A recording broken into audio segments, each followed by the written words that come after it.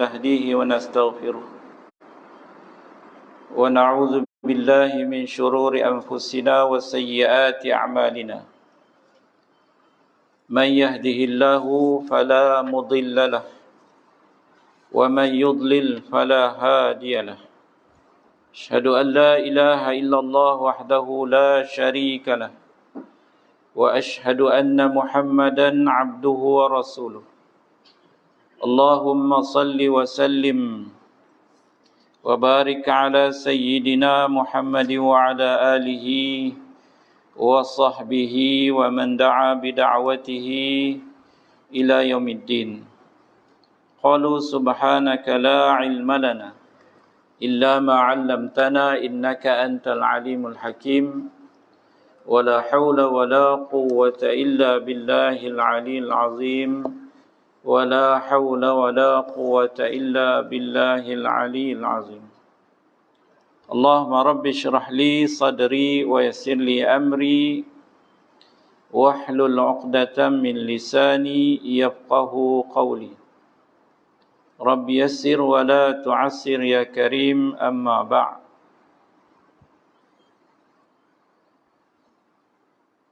Tuan-tuan muslimin muslimat yang dirahmati lagi dikasihi Allah Subhanahu wa taala. Alhamdulillah, marilah sama-sama kita mengucapkan kesyukuran kehadirat Allah Subhanahu wa taala di atas peluang dan nikmat yang Allah berikan kepada kita pada pagi ini. Nikmat kesihatan untuk kita terus dapat hadir ke rumah Allah Subhanahu wa taala ini,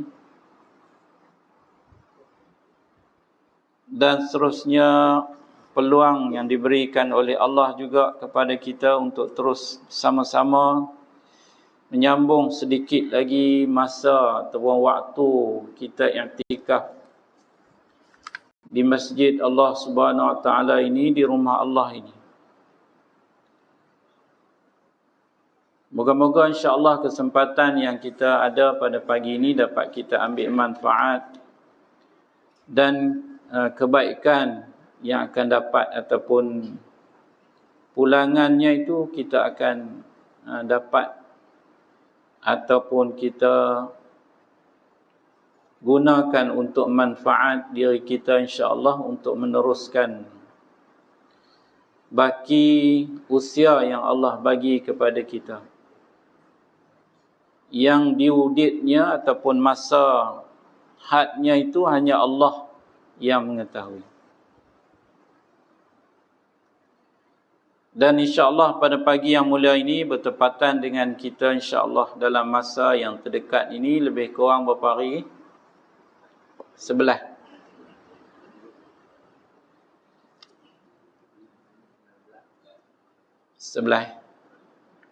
sampai 10 hari. InsyaAllah kita semakin dekat dengan bulan Ramadan 1444 Hijrah. Jadi insyaAllah kesempatan pada pagi ini saya nak perangat berkenaan dengan Ramadan ini ataupun berkenaan dengan ibadah puasa yang disyariatkan kepada kita untuk dilaksanakan sebulan pada bulan Ramadan.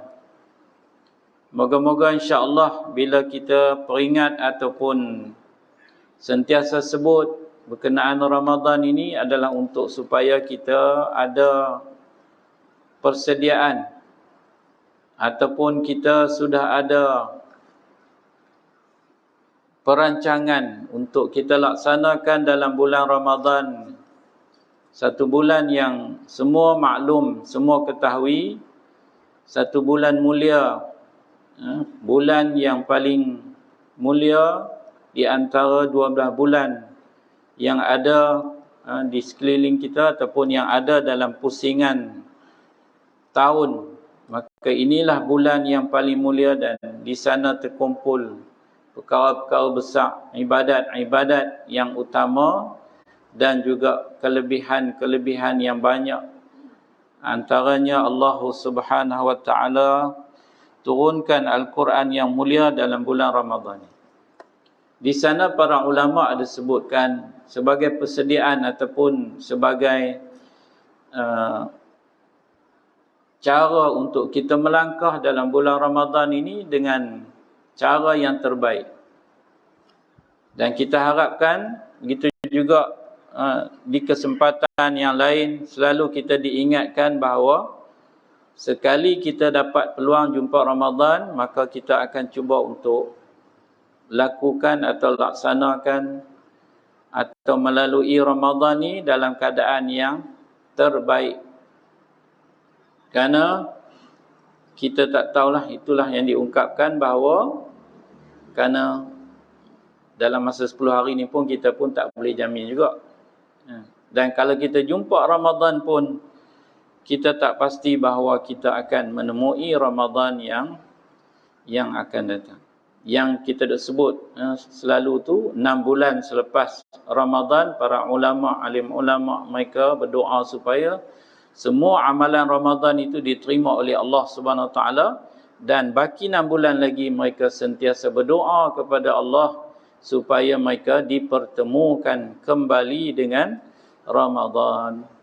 Kalau kita biasa baca bulan Rejab, Syaban dan sebagainya, para ulama dia awal lagi, advance lagi, 6 bulan sebelum tu mereka dah doa dah supaya bertemu dengan Ramadan. Allahu Akbar. Jadi kita hari ini ada 3 benda, 3 persediaan yang ulama sebut untuk kita bertemu Ramadan ini. Yang pertama, kita buat persediaan insya-Allah, persediaan ruhi. Persediaan dari sudut dalaman. Iaitu kita dah bersedia, maksudnya kita mengalu-alukan. Kita meraihkan, maksudnya kita dalam diri kita, dalam hati kita bersedia menerima kedatangan Ramadan itu dengan sukacita, dengan rasa seronok, rasa ini peluang yang terbaik. Betul, rasa kita tak ada rasa payah sikit pun. Kalaulah mai perasaan alamak Ramadan, kan, alamak bulan puasa, itu maksudnya perasaan yang tidak elok. Sepatutnya persediaan ruhi ini adalah persediaan dalaman kita menerima dengan besar hati kedatangan Ramadan. Dan kita juga tahu bahawa Ramadan itu ada banyak pengisian-pengisian yang bersifat ruhi ini, dalaman yang kita kena buat. Dan kita bersedialah dari sudut dalaman ini untuk kita laksanakan puasa, kita laksanakan siyam, puasa, kemudian qiyam ataupun ibadat pada waktu malam. Di samping kita azam untuk kita khatam Al-Quran dalam bulan Ramadan, memperbanyakkan sedekah dan ibadat-ibadat yang lain. Jadi kalau ada persediaan dari sudut ruhi ini, dalaman ini, insya-Allah kita tidak akan hilang tumpuan atau fokus ketika datangnya Ramadan ini. Kita hilang fokus kepada raya tak apa. Raya terkejut ke tak terkejut ke, itu bukan, tak jadi masalah. Yang penting kita tidak hilang dari sudut tumpuan kita kepada ibadah dalam bulan Ramadan ni, insya-Allah. Satu. Yang kedua itu persediaan dalaman ruhi. Yang kedua, insya-Allah kita disuruh atau diajar juga oleh para ulama kita untuk buat persediaan dari sudut aqli. Persediaan aqli ini maksudnya persediaan dari sudut ilmu, pengetahuan kita berkenaan dengan segala benda, terutama benda yang fardu, benda yang wajib yang diwajibkan dalam bulan Ramadan, iaitu ibadah puasa. Ada kesempatan lebih kurang 10 hari ini, maka kita nak kena buat sedikit semakan atau ulang kaji. Buat persediaan dari sudut aqli, pertama dari segi hukum hakam puasa, sah batal dan sebagainya. Kemudian kita tengok balik persediaan kita dari sudut ibadat yang lain. Kita akan buat sembahyang tarawih, maka buat sikit ulang kaji berkenaan dengan salat tarawih. dan yang lain-lain yang berkaitan dengannya. Zakat fitrah nanti kita kena keluar dalam bulan sebelum daripada raya. Maka benda-benda ni yang pertama kita buat persediaan akli, keilmuan dari sudut yang benda yang wajib, kemudian yang sunat-sunat yang lain, supaya kita dapat laksanakan itu dalam keadaan yang kita kata tadi, dalam keadaan yang terbaik. Kalau kita tak tahu, maka kita ambil kesempatan, kalau kita cari ulang kaji sendirian, kemudian bertanya dan sebagainya, ataupun ambil peluang ada pengisian secara langsung, secara terus daripada guru-guru dan sebagainya, itu yang terbaik. Yang kedua, persediaan akli. Tadi ruhi, akli, dan yang ketiga, insya-Allah sebelum sambut Ramadan 1444 Hijrah ini, kita buat persediaan yang ketiga, iaitu persediaan jasadi. Persediaan dari sudut badan kita, tubuh badan kita. Kerana puasa ni cabaran dia, kita terpaksa menahan lapar dan dahaga. Terutama kita ni yang 5 siri, 6 siri, 7 siri, 8 siri dan seterusnya. Yang kadang-kadang sebahagian daripada kita terpaksa makan ubat. Dia ada rutin makan ubat dia. Kita bimbang takut kena gastrik saja dalam bulan puasa ni kan. Jadi kita kena buat persediaan juga 10 hari ni mungkin adan.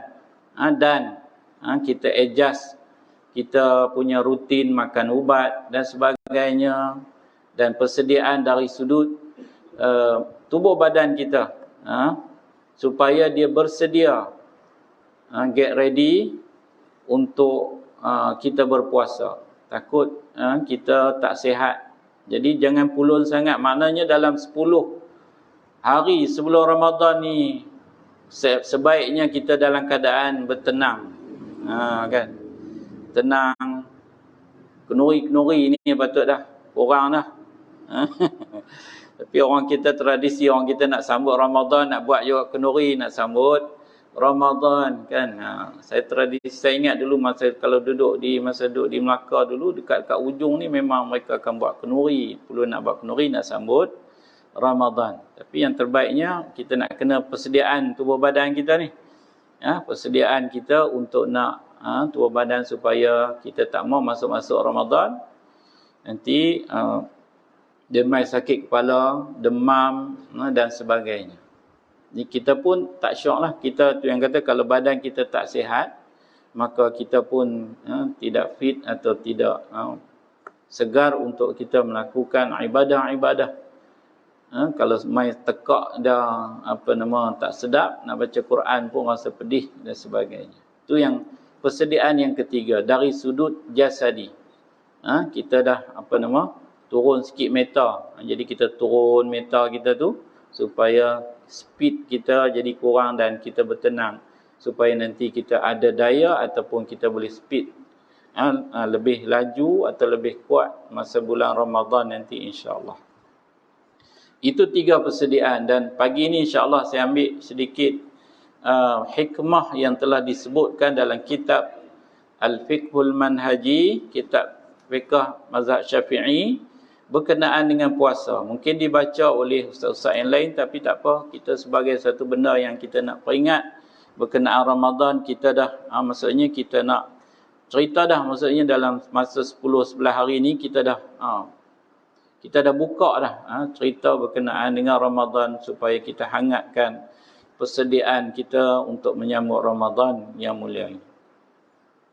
Yang pertama dari segi sejarah di syariat ataupun dari segi ta'rif, dimulakan dengan ta'rif puasa. Di sini puasa dari sudut bahasa artinya menahan daripada sesuatu sama ada kata-kata ataupun makanan. Dalilnya adalah firman Allah Ta'ala menceritakan tentang Maryam dalam surah Maryam ayat 26. Inni nazartu lirrahmani sawma. Perkataan saum itulah puasa. Falan ukallimal yawma insiyya. Maksudnya sesungguhnya aku bernazar, aku tidak akan berkata-kata kerana dengan sesiapa pun dari kalangan manusia. Inni nazartu lirrahman, aku akan, maka maksudnya sungguhnya aku bernazar untuk tidak akan berkata-kata kerana Allah. Dengan sesiapa pun daripada kalangan manusia. Puasa di sini bermaksud menahan diri dan berdiam diri dari berkata-kata.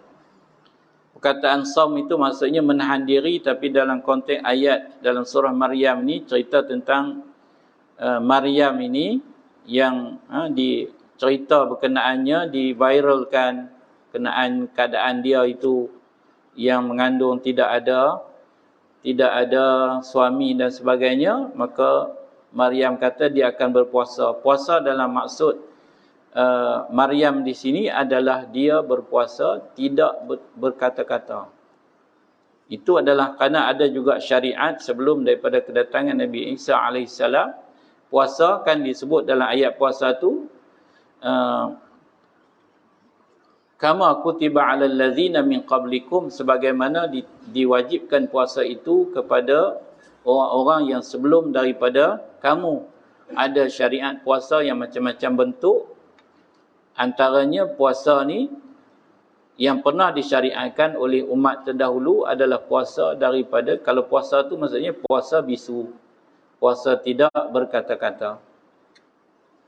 Ada disebutkan, ada diceritakan, pernah ada di kalangan ada penganut-penganut agama lain pun ada jenis puasa macam ni. Puasa iaitu puasa bisu. Puasa makan, dia makan, minum tapi jadi bisu. Itu bentuk puasa lah. Puasa dari sudut syarak berarti menahan diri daripada perkara-perkara yang membatalkan puasa, bermula daripada terbit fajar hingga terbenam matahari disertai dengan niat. Itu ta'rif puasa dari segi syarak. Kemudian sejarah pensyariatan puasa. Puasa difardukan, puasa Ramadan ini, puasa wajib ini telah difardukan dalam bulan Sya'ban tahun kedua Hijrah, iaitu selepas lebih kurang 15 tahun disyariatkan ataupun pensyariatan ataupun Islam. Maka turun ayat dalam surah Al-Baqarah ayat 183 untuk memfardukan puasa yang turunnya pada bulan Sya'ban tahun kedua Hijrah. Maksudnya dalam hayat Nabi SAW sama ada 9 ataupun 8 kali Nabi SAW berpuasa. Jadi itu sejak daripada itu, maksudnya selepas daripada tahun kedua Hijrah itu, maka di situ bermulalah syariat puasa. Sebelum itu puasa telah diketahui oleh umat-umat sebelumnya dan juga ahli kitab yang hidup sezaman dengan Nabi SAW, sebagaimana disebut oleh Allah Subhanahu Wa Taala dalam surah Al-Baqarah ayat 183 itu, iaitu a'udzubillahi minasyaitonirrajim. Ya ayyuhallazina amanu kutiba alaikumusiyam kama kutiba alal ladzina min qablikum la'allakum tattaqun. Diwajibkan, wahai orang-orang yang beriman, diwajibkan ke atas kamu berpuasa sebagaimana diwajibkan ke atas orang-orang yang terdahulu daripada kamu supaya kamu bertakwa. Walau bagaimanapun kewajipan puasa tidak pernah disyariatkan sebelum itu, kewajipan puasa Ramadan ini yang sebut ada puasa, tapi kewajipan puasa Ramadan ni hanya disyariatkan kepada umat Nabi Muhammad sallallahu alaihi wasallam. Persamaan yang wujud di antara umat ini dengan umat-umat terdahulu ialah puasa disyariatkan. Cuma macam mana bentuk puasa itu berbeza di antara syariat-syariat yang terdahulu dengan syariat Nabi Muhammad sallallahu alaihi wasallam. Kefarduan puasa Ramadan dikhususkan hanya kepada umat Nabi Muhammad sallallahu alaihi wasallam. Karena itu yang kata kelebihan pada umat Nabi Muhammad difardukan puasa Ramadan. Banyak kelebihan-kelebihan yang disebutkan antara dalam hadis qudsi Allah Subhanahu Wa Taala sebutkan bahawa puasa ni fa innahu li wa ana ajzi bihi. puasa ni Allah kata untukku dan aku akan tentukan sendiri ganjaran balasan daripada puasa. Kalau ganjaran-ganjaran lain Allah sebut, Allah akan bagi ganjaran bi'ashri amsalihha, dengan 10 kali ganjaran, ataupun lebih banyak. Lebih banyak sampai dengan kadar 700 kali 700 kali ganjaran ibadat-ibadat atau amalan kebaikan yang lain.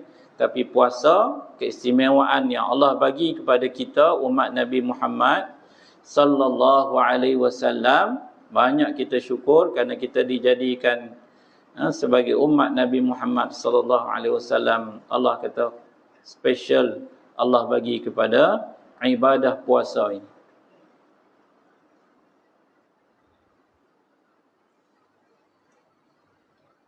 Kemudian saya nak sebut hari kesempatan pada pagi ini adalah hikmah puasa.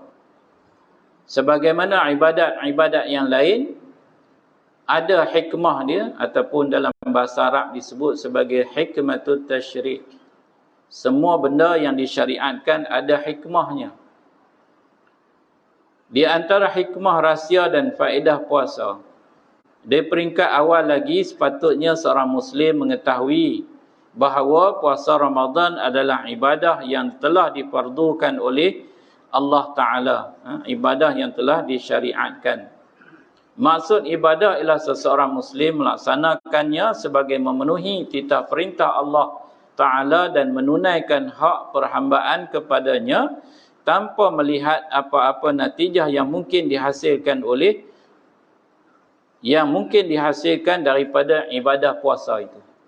Jadi sebenarnya apabila kita difardukan, disyariatkan satu-satu ibadat, termasuk puasa, maka kita kena terima pensyariatan tadi sebagai satu taklif, sebagai satu tanggungjawab, sebagai satu amanah kita kepada Allah, sebab kita ni sebagai hamba, tanpa perlulah sebenarnya kita nak cari apa kelebihan, apa kebaikan.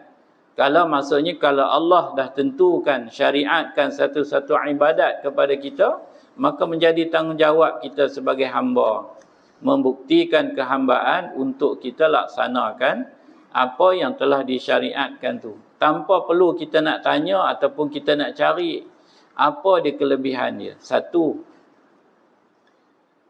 sekiranya seorang Muslim telah melakukan perkara tersebut, tapi bila kita dah buat benda-benda yang disyariatkan tu, maka selepas itu tidak ada halangan baginya untuk mencari hikmah dan rahsia ketuhanan yang tersembunyi di sebalik suatu ibadah seperti puasa dan sebagainya. Itu sebab tu ada yang ulama ataupun ada ulama yang menulis tentang hikmatut tasyri' yang saya sebut tadi, hikmah-hikmah di sebalik disyariatkan sesuatu ibadat. Lepas kita buat tu tak ada masalah lah. Bukan nak tahu, kena tahu dulu apa hikmah, apa dia punya kebaikan, baru kita nak buat. Tak. Benda yang dah diwajibkan, kita kena buat, wajib buat sebagai tanda kehambaan, sebagai satu tanggungjawab kita.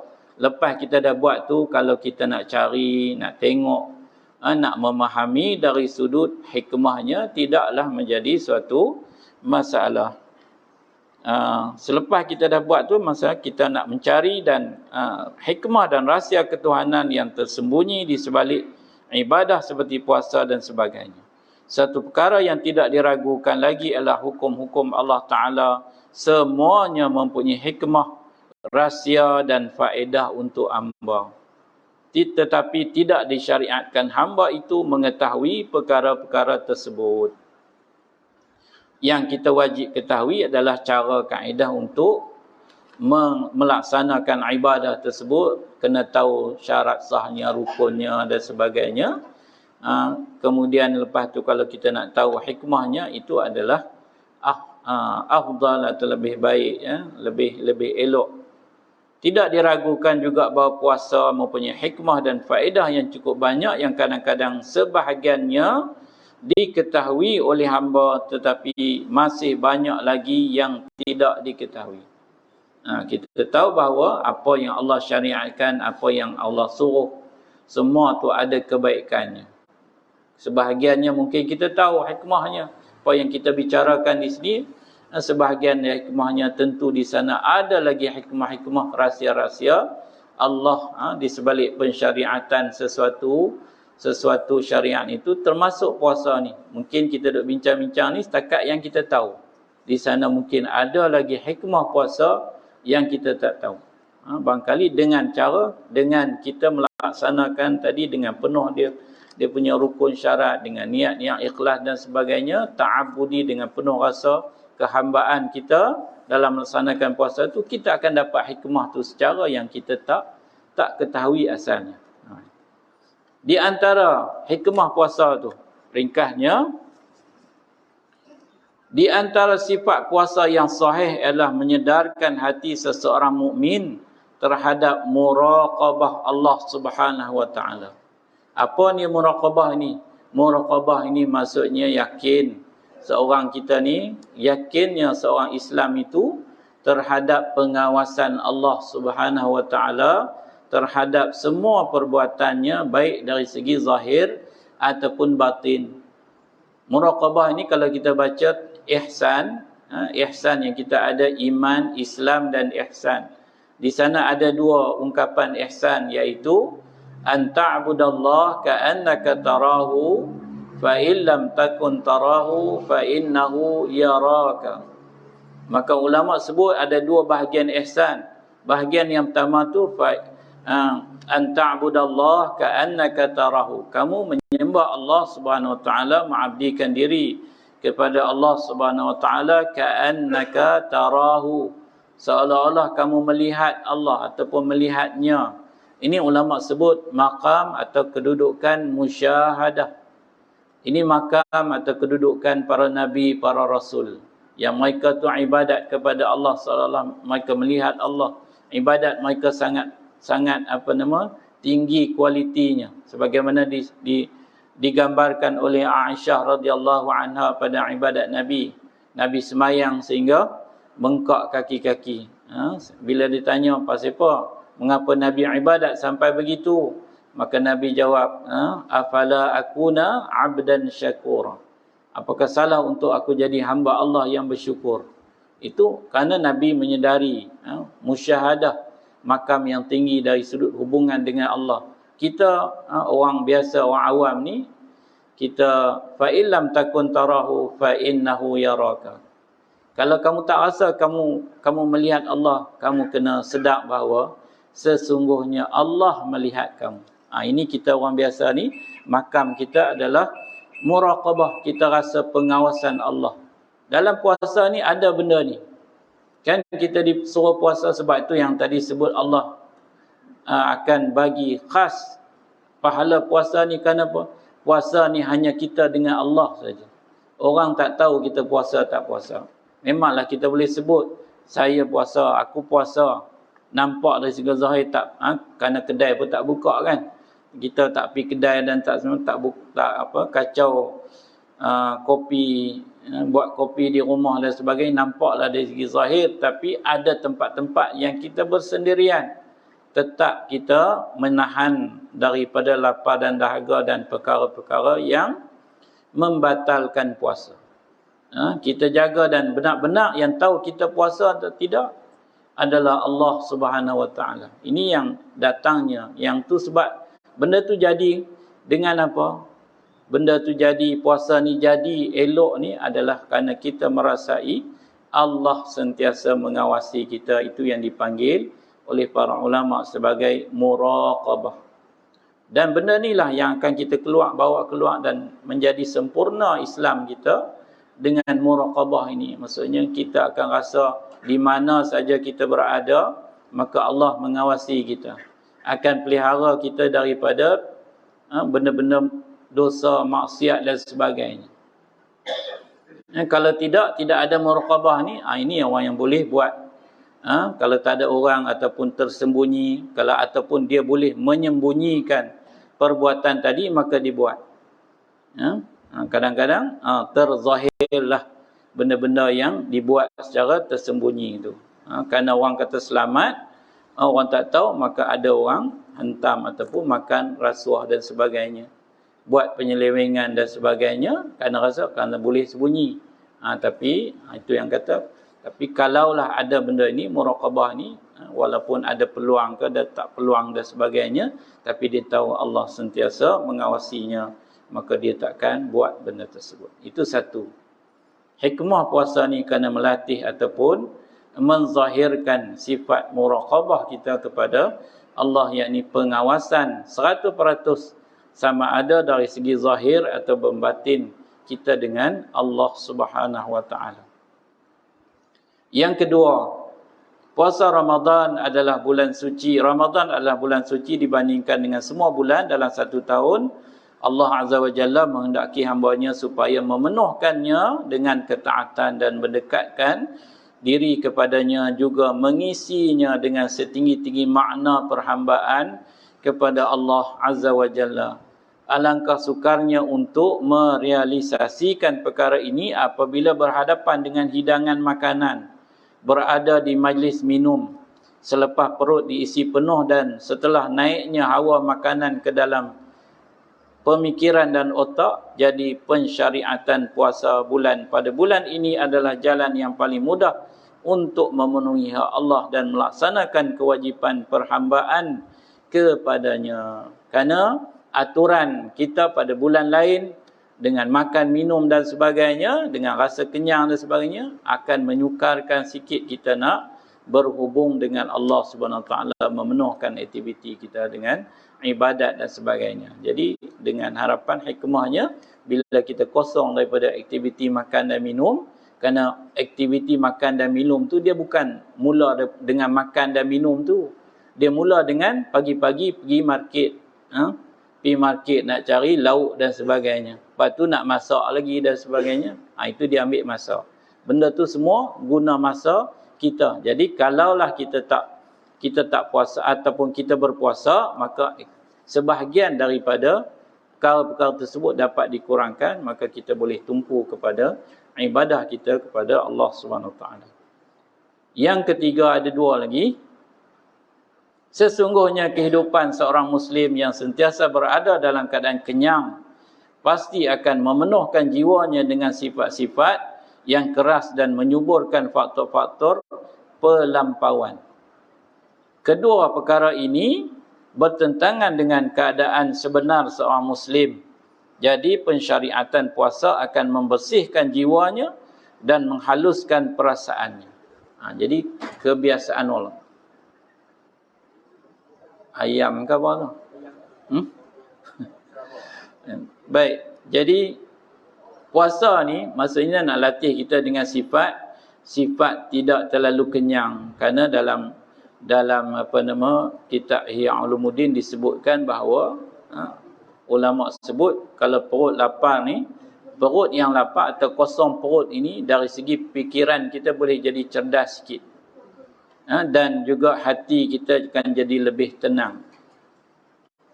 Dan kita tengok juga bagaimana amalan yang dilakukan oleh Nabi Yusuf alaihissalam ketika dia jadi menteri. Ketika dia jadi menteri, Nabi Yusuf ni sentiasa berada, dia tak akan makan dan minum, melainkan dia benar-benar lapar dan dahaga. Supaya dia terlatih dirinya dalam keadaan itu, supaya dia akan sentiasa ingat nasib rakyat dia ataupun orang-orang yang dia jaga. Kerana dia bimbang kalau dia kenyang, maka dia akan lupakan nasib ataupun keadaan orang-orang yang dia jaga ataupun rakyat di bawahnya. Maka sebab itu sifat terlalu kenyang ini dia akan membawa kita kepada kerosakan jiwa dan juga bawa kepada kita sifat melampau. Maka dengan puasa ini dia melatih kita menahan lapar dan dahaga tu dalam keadaan mengosongkan perut itu. Dengan mengosongkan perut tu dia akan memenuhkan minda kita dan juga memenuhkan jiwa kita. Kita jadi lebih tenang dengan tidak terlalu kenyang ataupun dalam keadaan berlapar. Dan akhirnya sekali kita nak sebut, di antara prinsip terpenting tertegaknya masyarakat Islam ialah saling kasih, mengasihi dan sayang menyayangi sesama umat Islam. Umat amat sukar bagi si kaya untuk mengasihi si miskin dengan kasih sayang yang sebenar tanpa dia merasai kesakitan dan kepayahan, kemiskinan juga kepahitan, kelaparan dan penderitaan. Bulan Ramadan adalah sebaik-baik pengalaman yang akan diperoleh si kaya mengenai perasaan si fakir. Ini menjadikannya hidup bersama si fakir di alam kepedihan dan dihalang daripada memiliki makanan. Di sini puasa adalah sebaik-baik perkara yang akan menimbulkan faktor-faktor kasih sayang, rahmat, kasihan di dalam jiwa si miskin. Ini yang kata bahawa puasa ini dia melatih banyak benda, bukan saja hubungan dengan manusia, hubungan manusia dengan Tuhan, dengan Allah, tapi juga hubungan di antara manusia sesama manusia. Itu ya kelebihan, keistimewaan puasa ini. Banyak kefarduan syariat puasa ni, dia mengukuhkan kita, hubungan kita dengan Allah Subhanahu Wa Taala, dengan kita sampai kepada muraqabah tadi, dan yang kedua mengukuhkan juga hubungan kita dengan manusia. Dengan puasa ni diharapkan supaya kita rasa kepayahan, kesukaran orang yang terhad, kurang dari segi makanan dan sebagainya. Sampai hari ini pun banyak lagi orang-orang yang susah payah dan sebagainya. Sebab itu disyariatkan kita melaksanakan, mengeluarkan zakat fitrah untuk kita bagi makanan asasi, makanan beras kepada orang yang tidak berkemampuan. Dan sebenarnya lebih daripada itu tanggungjawab kita, bukan setakat mengeluarkan zakat fitrah, tapi bila kita dah merasai kepayahan orang susah ini, maka kita patutnya bantulah apa-apa yang mereka perlukan bersesuaian dengan apa hajat, keperluan mereka. Jadi itu antara beberapa hikmah puasa ni, supaya insya-Allah kita puasa 1444 Hijrah ini kita sama-sama dapat melaksanakan dalam keadaan yang terbaik, sihat insya-Allah, dan kita penuhkan ibadah kita sepanjang dalam bulan puasa ni insya-Allah. Jadi itulah yang dapat disampaikan pagi ini. Yang baik daripada Allah Subhanahu Wa Taala, salah silap itu adalah kelemahan, kesilapan diri saya. Aqulu qawli hadza wa astaghfirullahal azim li wa lakum. Wassalamu alaikum warahmatullahi wabarakatuh. A'udzu billahi samil alim minasyaitonir rajim. Bismillahirrahmanirrahim. Allahumma akhrijna min zulumatil wahyi wa akrimna binuril fahmi وافتح علينا بمعرفة العلم وسهل لنا أبواب فضلك وأتمم لنا نورنا برحمتك يا أرحم الراحمين والحمد لله رب العالمين قبل الله منكم.